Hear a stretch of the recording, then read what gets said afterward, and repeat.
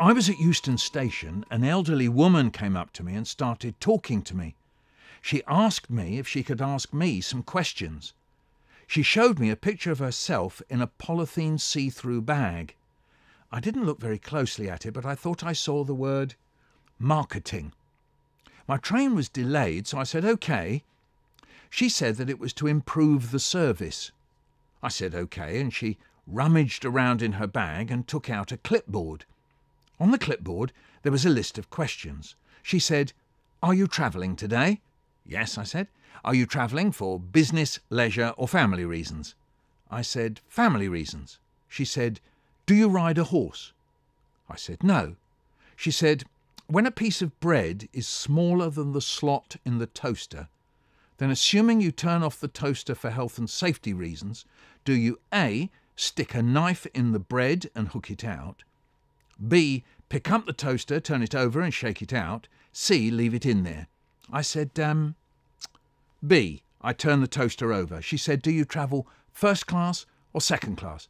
I said, "Usually second class, but at the weekends I might upgrade." She said, "Do you think the world political situation would be improved if A, the Roman Empire came back, B, people stopped eating processed meat, C, politicians drank more water?"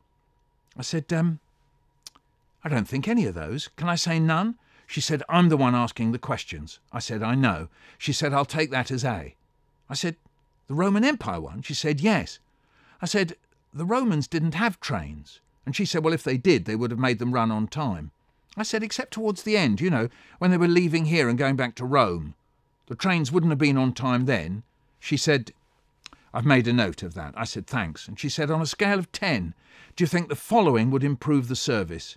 Giving customers flat-pack self-assembly furniture to construct on their journeys. 10 for definitely, 0 for not at all." 9, I said. "On a scale of 10, do you think customers should be supplied with the magazine Dairy Cow News?" I said, 9. She said, "Why?" I said, "Because when I was about 10 years old, I developed a fascination with dairy cows. I could tell the difference between a dairy shorthorn and an Ayrshire. I think having a free copy of Dairy Cow News would be of great interest." She said, "The survey is complete. We give all the people we interview a small gift. You have a choice. Would you like a pen, a notebook, a tomato, a holiday in Florida or a baby?" I said, "I'll take a tomato."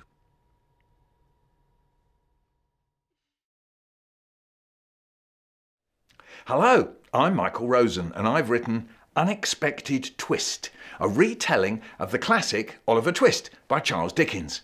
Today I'm going to read chapter 11 to you, where we see the main character, Shona, trying her best to make friends at a new school, much like Oliver himself as he tries to fit in with the artful Dodger and his friends whilst they go around London pickpocketing innocent people. Chapter 11. By now, Shona had worked out that the place to be at break and lunch times was the wall. Yeah, most boys went off to a place lower down where they ran about like dogs chasing a ball, but now she knew everyone and everyone knew her. The wall was best. Some sat on it, others leaned against it. They weren't allowed to walk on the top of it in case they fell off it and died instantly. But sitting was okay. Shona stood talking to Désolé about how she had once had fried chicken from the place on the Broadway and it tasted like sick. But all the time she was talking, she was checking out Serena. Serena, Serena, Serena. It felt like Serena was a target and Shona was throwing a dart at it. Shona had run through in her mind how it was going to work. She'd be next to Serena, she'd get out her phone, read a message, laugh, and then reply to it. She'd put it back in her pocket and say, "Hey, I haven't got your number." Then the idea was Serena would say, "I haven't got a phone." Shona would say, "I can get you one." And that would sort it. Désolé had moved on to talking about science homework and whether the next test was going to be about climate or not. At the same time, Shona strained to catch what Serena was saying in her place by the wall as she chatted to Rashida. Was she talking about the climate homework too? Daisy was asking her something. Yeah, said Shona, not really sure what she was saying yes to. Just then, Shona noticed something. Serena's jacket was torn. There was a tear at the back, down on one side. Not a big tear, just a little L of a tear. Did Serena know? If she did know, then why was she wearing the jacket? Something about this tear triggered off a chain of thoughts in Shona's mind to do with the jacket and money to buy jackets and money to buy phones, money to pay for using phones, and how it seemed so weird that she and maybe Serena, maybe others, scraped around for money to pay for things, and others like Harry and Sunil seemed to have whatever they wanted. Is it 2 hydrogen atoms and 1 oxygen atom, or the other way round? I can't remember which one the 2 is about. Why did Daisy think that Shona would know? Why was she asking her? Or was Daisy doing it to help her? Just pretending she needed help so that Shona would try to remember the science for the test? If so, that was kind. I think the hydrogen is 2 and the oxygen is 1, Shona said, more guessing than remembering, and thinking of Serena the target hit with a dart. Why am I doing this?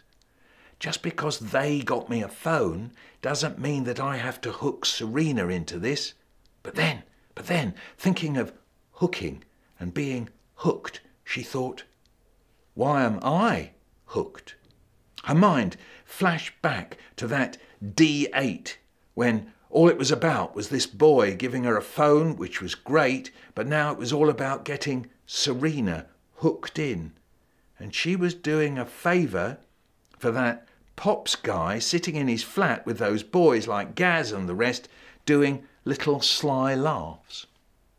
She felt the phone in her pocket. It was so great to have it. Maybe Serena would think like that, longing to have a phone just like she had, and then feeling so great to have one. But still, there was that nagging thing going on in her mind about these boys and the Pops guy. I mean, I get a phone just because I did them that favour with the package from the shop? Really? Maybe there's something else going on and I'm not getting it. I'm not getting it. Her mind finally came to a stop on I'm not getting it. I'm not getting it. Daisy was asking her about evaporation. She was being kind. She could see it in her face. Daisy was getting her to revise right there, by the wall. "Do you get it?" Daisy asked. "No, not really," Shona said, and Daisy took it to mean that Shona hadn't got how evaporation causes cooling, but Shona was somewhere else. Daisy tried to explain once again how a surface that water evaporates from is what cools, yeah? And Shona gripped her phone and said to herself that until she did get what Tino, Gaz, Pops and the others were all doing, then she wouldn't and shouldn't get Serena in on this too. And then, even as she made up her mind and even as she gripped her phone, she had the thought that if she didn't deliver Serena, then couldn't Pops decide to not pay for the connection?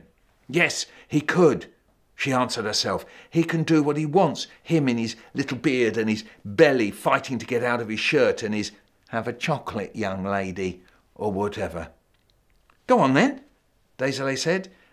"Evaporation causes cooling," Shona blurted, summoning the words up from somewhere they must have stuck without knowing they had. "And that means the surface that the water evaporates from." "Go on." "Evaporates from cools," said Shona. Her voice made a question mark in the air. "Yes!" shouted Désolé, demanding high fives from Shona. The bell went, and Désolé thought, and high fives to me for doing exactly what Miss Cavani asked me to do for Shona.